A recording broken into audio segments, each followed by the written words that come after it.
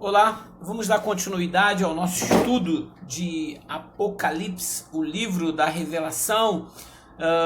Na primeira aula eu falei sobre o Cristo glorificado, hoje nós vamos falar da cidade de Éfeso. Eu estou usando o meu livro Lições Bíblicas, Eventos Escatológicos, e fazendo dando uma visão panorâmica de cada capítulo aqui do livro. Você também pode estar adquirindo o livro do Apocalipse do Edivaldo Nascimento, do Stanley Orton, do Severino Pedro e Silva na CPAD e tantos outros livros que fala desse livro importante que é o livro da revelação do nosso Senhor Jesus Cristo às 7 igrejas da Ásia e os outros eventos que certamente se cumprirão no tempo determinado por Deus. Nós vamos falar da igreja de Éfeso hoje. A palavra Éfeso significa ímpeto, tá? Aqui na introdução eu digo que o Apocalipse é um livro onde somos admoestados pelo Senhor a ouvi-lo atentamente, sendo reiterada a frase: quem tem ouvidos, ouça que o Espírito diz às igrejas, devido à extrema importância do conteúdo abordado. Guardem com perseverança essas palavras que diz o Espírito Santo para nós, porque ela é o desfecho da revelação divina. O capítulo presente está no Apocalipse, no livro do Apocalipse, capítulo 2, do 1 ao 7. Aquele que tem as 7 igrejas, Jesus se apresenta assim. Escreve o anjo da igreja de Éfeso, isto diz aquele que tem na sua destra as 7 estrelas e que anda no meio dos 7 castiçais de ouro. A igreja de Éfeso, o Senhor se apresenta como aquele que tem o poder, que tem a guarda, o controle sobre a sua igreja. Em relação às 7 estrelas, o pastor Joá Caetano diz: as quais são representadas pelos 7 castiçais. Isto quer dizer que os mensageiros dessas igrejas atuam segundo o que determina o Senhor, que os tem sob controle em suas mãos.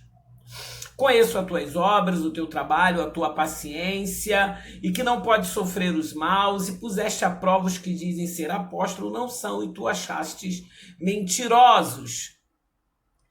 O Senhor, ele tem o controle da igreja. A igreja de Éfeso, ela foi uma igreja doutrinada por Paulo, por Timóteo, e reza a tradição que o próprio João terminou os seus dias nesta igreja. Então era uma igreja muito doutrinada que resistia muito facilmente às heterodoxia ou às doutrinas contrárias à ortodoxia.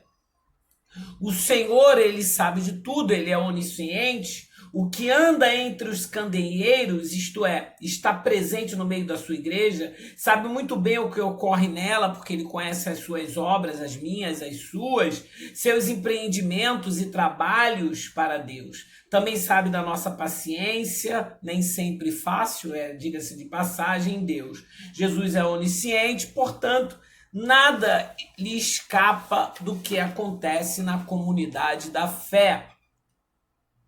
Ele destaca o trabalho e a paciência. Trabalho no grego, kopos, traduz-se labor até exaustão, e paciência, upomone, indica resistência, firmeza, constância sob diversas condições. Um exemplo para os cristãos pós-modernos, que vivem um período de crise referencial, né, como nós estamos vivendo, e o esfriamento na evangelização por parte de muitas igrejas. Há um trabalho a fazer e o cristão é chamado para dar frutos para o seu Senhor, conforme João 15, versículo 5, vos nomeei para que vades e deis fruto e o vosso fruto permaneça. Permanecendo na doutrina contra os lobos, eu coloco aqui deste livreto, porque o Senhor diz, e que não pode sofrer os maus, né? Ele diz nessa carta, e puseste à prova os que dizem ser apóstolos e não são, e tu achaste mentirosos. Os maus aqui são os líderes gnósticos que se arrogavam para si mesmos o título de apóstolo de Cristo. Hoje também nós temos muitos apóstolos, né, pelos frutos o conhecereis, diz a Bíblia. O apóstolo havia profetizado que lobos cruéis surgiriam aonde? Na igreja de Éfeso. Atos capítulo 20, versículo 29. E que esses não iriam poupar o rebanho, que era a igreja, né?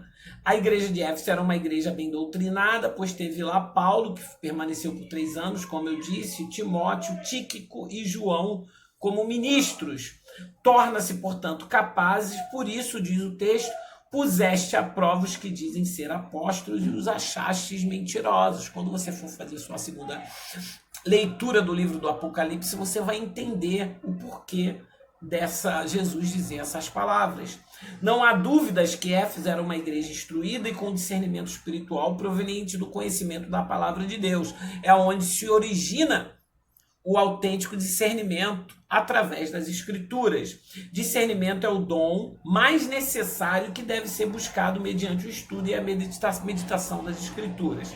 Salmo 119, versículo 30, diz que a exposição das tuas palavras ilumina, dá luz e discernimento aos simples ou aos inexperientes, como diz outras traduções.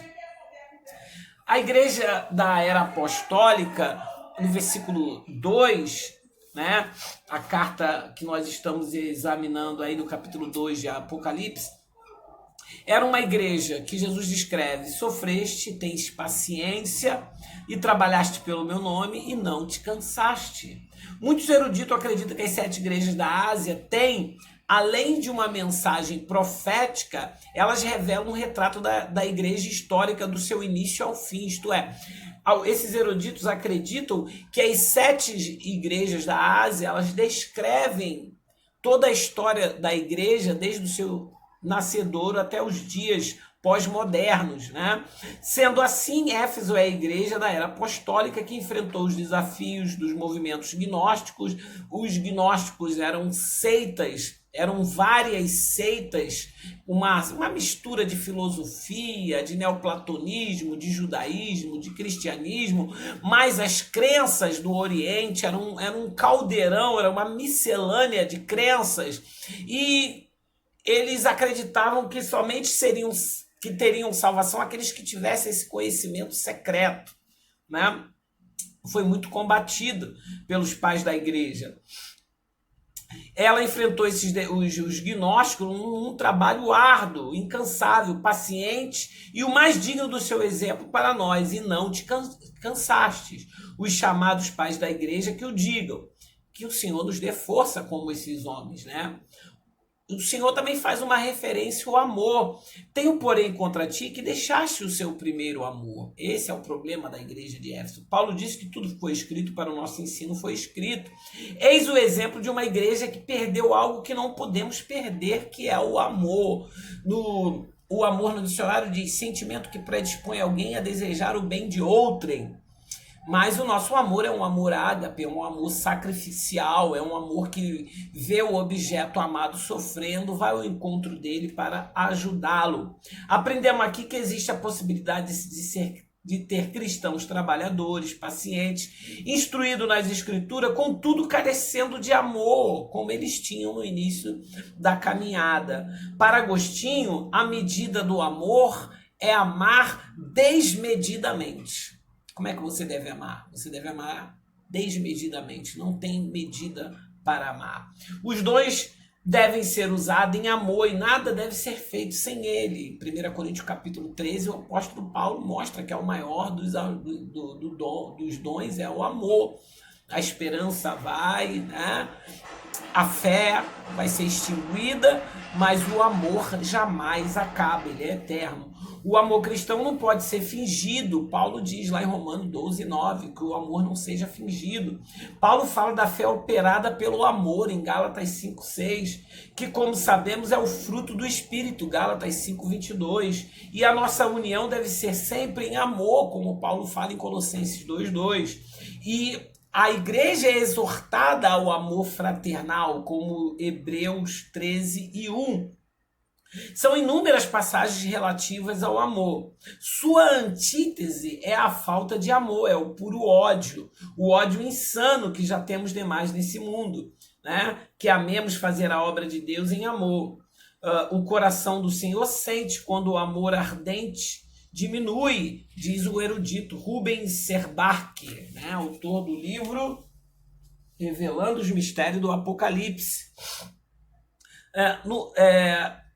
No alto caíste, lembra-te, pois, de onde caíste, disse o Senhor Jesus para a igreja de Éfeso, e arrepende-te, isto é, tem a metanoia, a mudança de mentalidade, de pensamento, e pratica as primeiras obras. Quando não, brevemente a ti virei e tirarei do seu lugar o teu castiçal, e se não se arrependeres, né? A transgressão de leis superiores como o evangelho do amor faz com que uma igreja ou indivíduos não fiquem imune às consequências decorrentes, tá? Que sempre vem. Voltar ao primeiro amor para Starling Orton, ele diz, refere-se a um trabalho feito em resposta ao derramamento do amor de Cristo em nosso coração, a fim de que se tornem plenos de compaixão, né? A gente precisa de amor. A Bíblia diz que por aumentar a maldade, o amor de muitos se esfriaria, né? E amar é uma tomada de decisão nossa. O amor é um mandamento, porque nos é ordenado a amar, e nós podemos amar, senão Deus não ordenaria que nós venhamos amar o nosso próximo.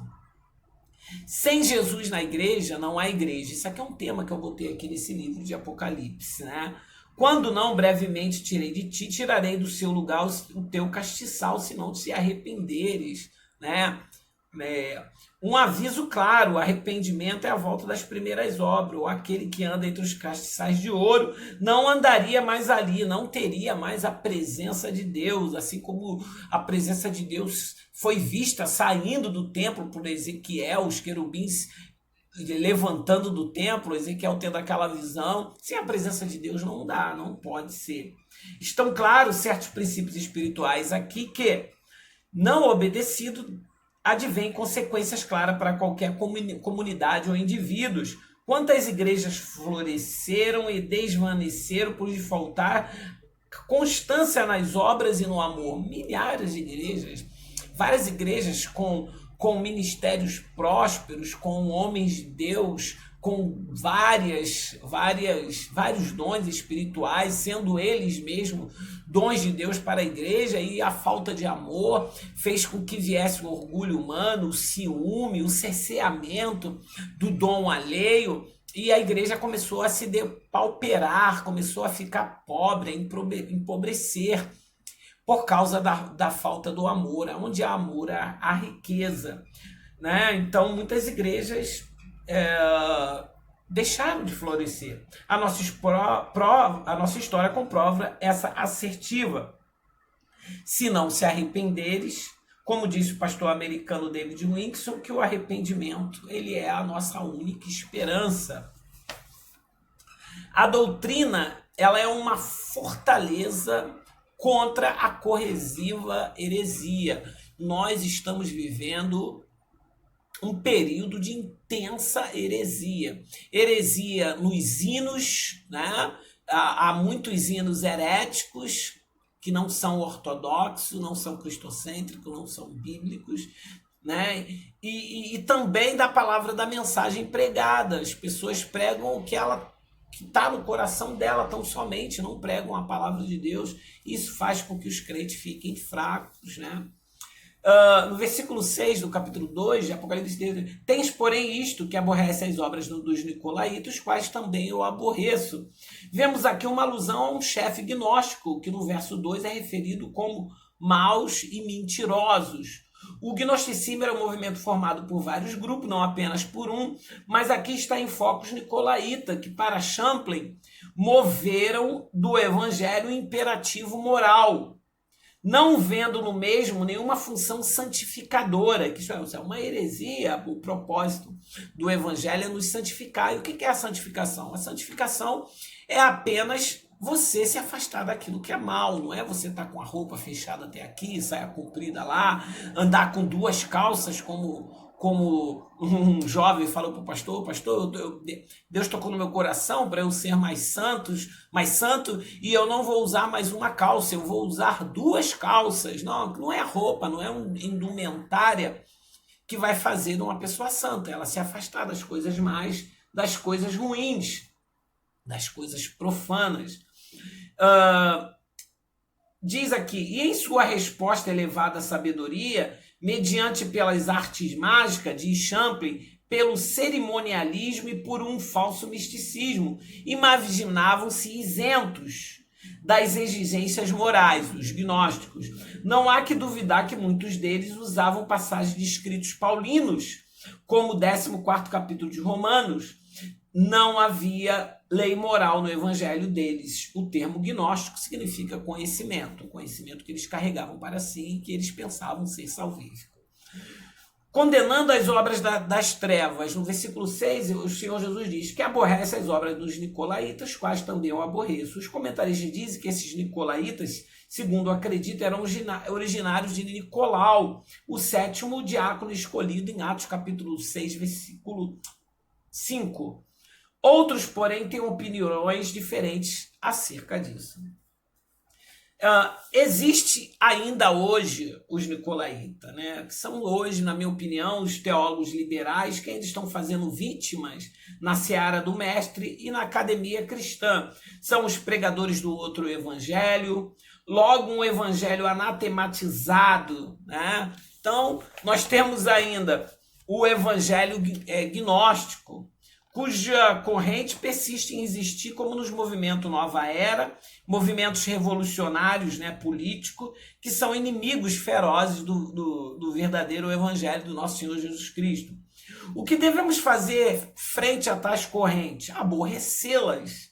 Digo no sentido de resistir bravamente essas propostas extras bíblicas que corrompem a pureza do evangelho, tornando um simulacro da verdade revelada por Deus. Não é uma verdade, é apenas um simulacro dela.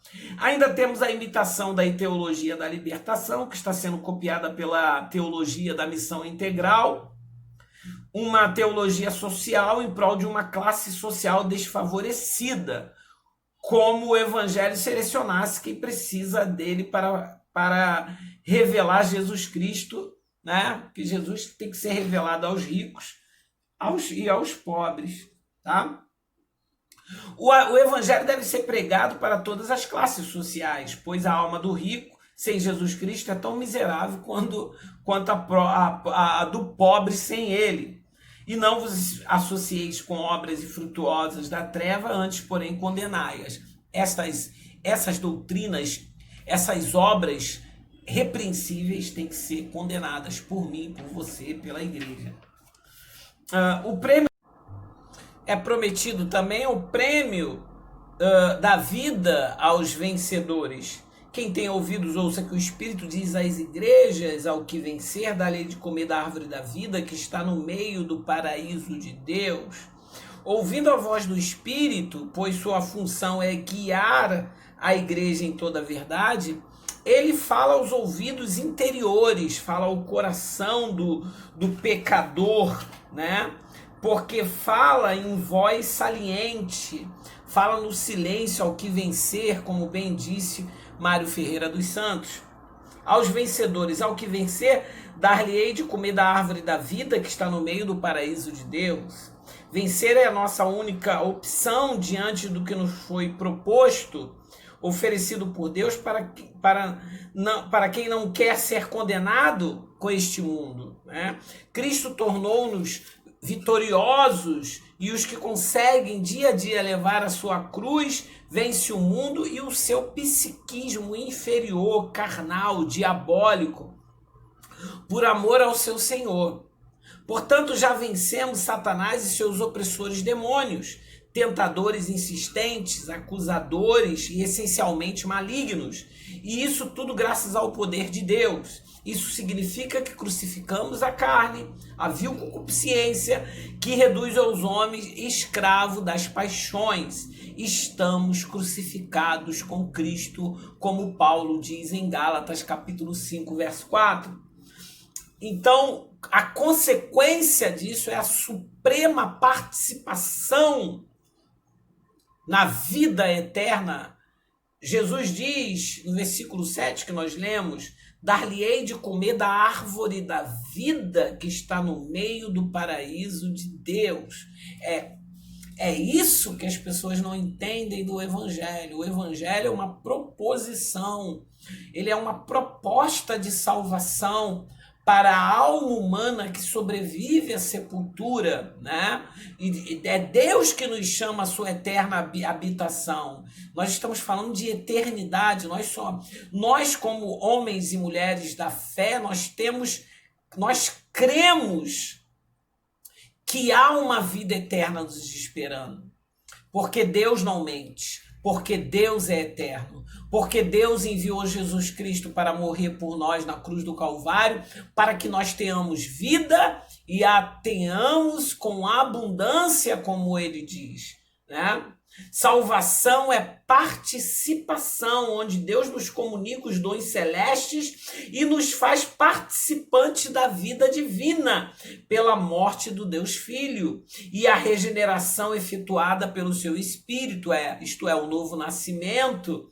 Aos participantes dessa nova vida são concedidos comer da árvore da vida que está no jardim de Deus. É o próprio Jesus que faz essa promessa, que aqui é individual, para quem tem ouvidos para ouvir, né? Lembre-se e tome posse dessa sublime promessa, né? Você crê? Você acredita nisso? Então toma posse e vença.